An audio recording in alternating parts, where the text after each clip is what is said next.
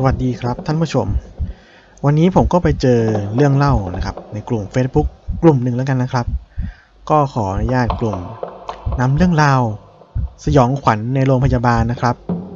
มาเล่าให้ผู้ติดตามแล้วก็ผู้ที่กำลังทำภารกิจในโรงพยาบาลได้ฟังกันนะครับว่ามีเรื่องหลอนอะไรบ้างนะครับหรือว่าใครที่พบเจอเรื่องราวประสบการณ์ลี้ลับในโรงพยาบาลก็คอมเมนต์มาบอกเล่าเรื่องราวต่างๆได้นะครับโอเคครับไปดูกันที่เรื่องแรกกันเลยครับอันนี้ก็เป็นเรื่องแรกนะครับก็คือว่ามีคอมเมนต์อยู่ว่าในห้องไม่เคยครับนะครับแต่ลิฟต์เคยก็คือเดินมาแต่ไกลเห็นคนเข้าลิฟต์เลยตะโกนว่าขอไปด้วยครับก็ดีใจนะครับแล้วก็กดลิฟต์รอครับผมเข้าไปในลิฟต์แล้วพูดว่าขอบคุณครับแต่เงยหน้าอีกทีครับทั้งลิฟต์มีผมอยู่คนเดียวโอ้เรื่องแรกก็น่ากลัวแล้วนะครับ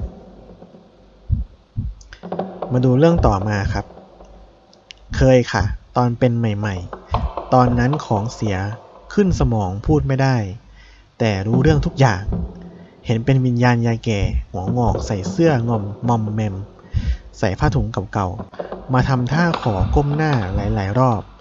ด้วยความตอนนั้นถูกมัดมือไม่สบายตัวอึดอัดเลยหันหน้าหนีเหมือนเขาโมโหและกระโดดข้ามตัวมาเกาะที่เครื่องวัดความดันแล้วเขย่าโต๊ะวัดความดันเราเลยบอกไปว่าเดี๋ยวบอกแม่ให้นะครับโอ้ท่านนี้เห็นแล้วก็ไม่กลัวนะครับท่านต่อมาครับบอกว่าถ้าหลับฝันเห็นคนที่ฟอกไตที่เสียวนเวียนมาตลอดค่ะแต่ต้องเป็นวันพระนะมาดูเรื่องราวต่อมาครับท่านนี้ก็บอกว่าเคยไปนอนโรงพยาบาลแถวอนุสาวรีย์ชัยสมรภูมิจากการติดเชื้อในกระแสเลือดเป็นตึกอายุรกรรมเก่าในห้องของผมนอนคนเดียว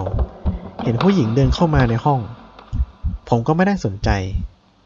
แต่ก็เอะใจว่าทำไมไม่เดินออกมาผมเลยเดินไปดูปรากฏว่าไม่มีใครเลยพี่พยาบาลบอกว่าเจอกันหมดส่วนใหญ่เจอในห้องน้ำตึกนี้เคยเป็นตึกผู้ป่วยโควิดมีคนเสียชีวิตทุกวันตอนโควิดระบาดโอ้น่าขนลุกขนพองเลยทีเดียวครับท่านต่อมาครับบอกว่าเคยค่ะที่คลินิกฟอกไตเลยค่ะคือมียายคนหนึ่งแกเสียในระหว่างที่ฟอกหลับไปเฉยๆอีก7 วันต่อมาเราไปฟอกตอนเย็นซึ่งมีคนฟอกอยู่แค่3 คนได้กลิ่นพร้อมกันเลยทั้งกลิ่นธูปและกลิ่นฟอร์มาลีนเราเชื่อว่าแกมาลาพวกเราแรกๆก็กลัวอยู่หลังๆก็ไม่กลัวแล้วเท่าไหร่แล้วนะครับ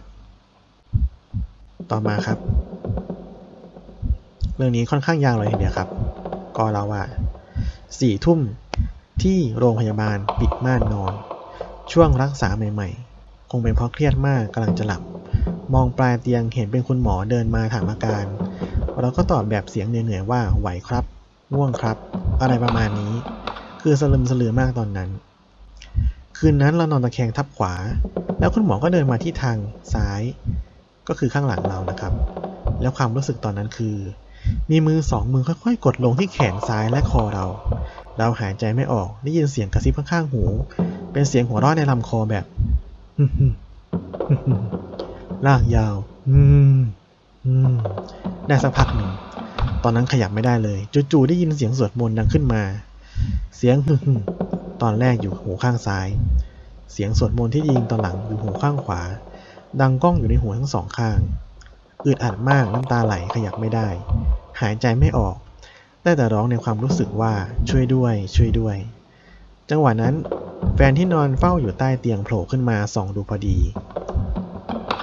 เลยไปเรียกพยาบาลมาดูพยาบาลเปิดไฟทั่วห้องแล้วก็มาเขย่าตัวเราสะดุ้งเฮือกลุกนั่งตึง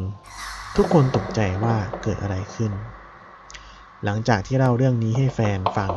แฟนก็บอกว่าหน้าตาเราวันนั้น บูดบิดเบี้ยวไปหมดว้าวหลอนใช้ได้ครับแต่มีอะไรอีกบ้างนะ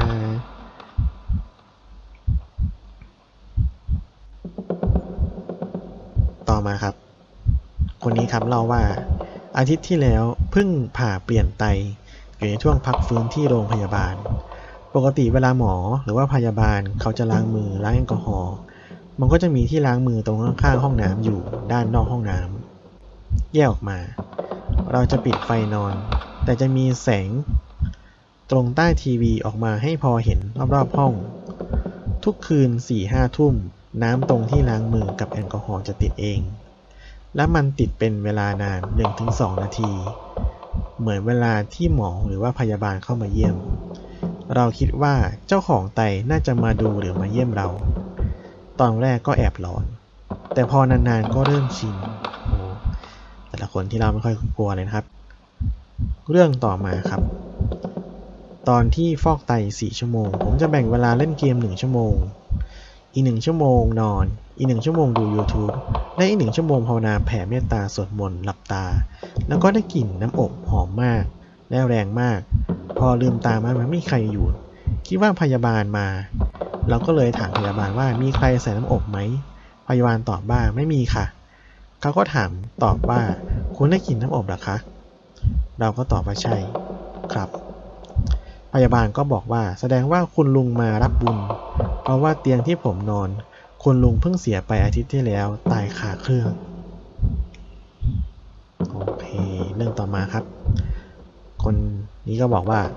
นอนโรงพยาบาลเพราะติดเชื้อในกระแสเลือดนอนห้องพิเศษกลางคืนมีเสียงไอของผู้ชายเสียงรูดม่านแกรกๆตื่นเช้าไปส่องดูห้องข้างๆก็ไม่มีใครเลยถามพยาบาลก็บอกว่ามีห้องเราอยู่คนเดียวพยาบาลถามว่าเจอเหรอเราบอกว่าได้ยินแต่เสียงพยาบาลว่าเจอประจำขนลุกเลยต้องเอาพระมาไว้หัวเตียงนะครับ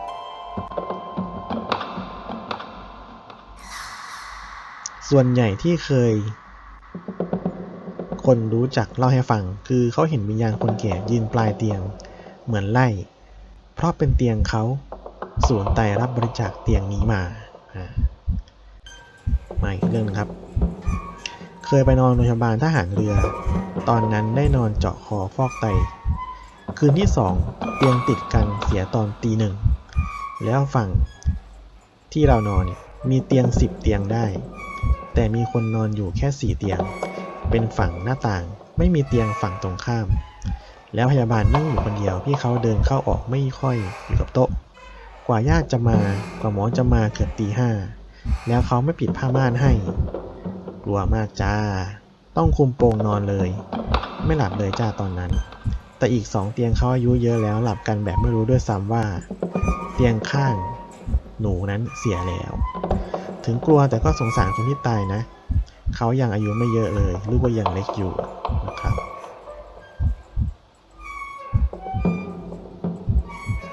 ต่อมาครับเคยครั้งเดียวไม่แน่ใจว่าตาฝาดหรือเปล่าเห็นคุณยายยืนอยู่ตรงเครื่องฟอกรอบสุดท้ายคนออกหมดแล้วนะครับมาอีกเรื่องหนึ่งครับตอนพี่ชายไปเปลี่ยนไตที่เมืองจีนเจอเจ้าของไตมาทวงของเขาคืนทราบทีหลังว่าไตมาจากนักโทษนะครับมาจากนักโทษเนาะไม่ใช่ไตที่เต็มใจให้จากผู้บริจาคนะครับมาปิดท้ายด้วยเรื่องนี้ครับเรื่องนี้ครับปิดท้ายครับคนนี้ก็บอกว่าเคยครับใกล้ๆชั่วโมงที่2ครับ